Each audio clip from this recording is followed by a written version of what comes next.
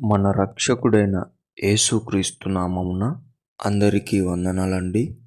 ఈరోజు దేవుని మాటలు యాకోబు రాసిన పత్రిక 4వ అధ్యాయం 7వ వచనం.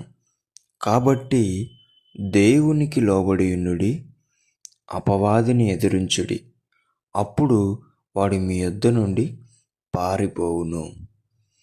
ప్రియ దేవుని బిడ్డలారా, ప్రతి క్రైస్తవునికి, దేవుని కుమారునిగా కుమార్తెగా పిలువబడుతున్న ప్రతి బిడ్డకు ఒక మంచి లక్షణం ఉండాలి.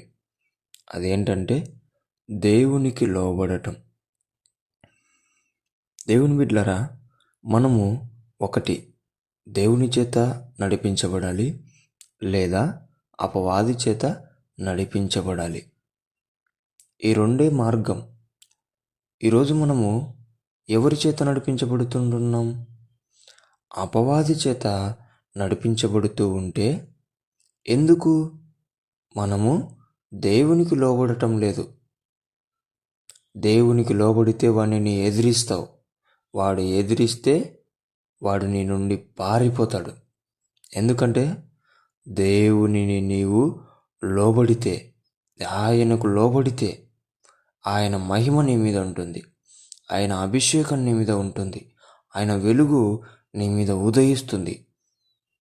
వాడు ఆ వెలుగును చూడలేడు, ఆ మహిమను తట్టుకోలేడు, ఆ అభిషేకానికి పారిపోతాడు.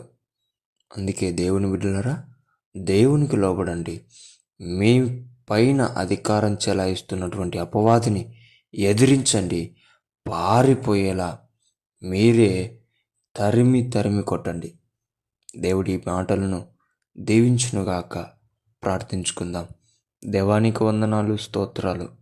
ఎవరైతే అపవాదిని ఎదిరించలేక లోబడుతూ ఉంటున్నారో వారికి ధైర్యం దయచేయండి. నీకు లోబడే తత్వమును నియమించి వారిని నడిపించండి. వారు అపవాదిని ఎదిరించే బిడ్డలుగా, వారి యొద్ద నుండి వారు తరుముకునే బిడ్డలుగా సహాయం చేయమని యేసు నామములో ప్రార్థిస్తున్నాం తండ్రి. ఆమేన్.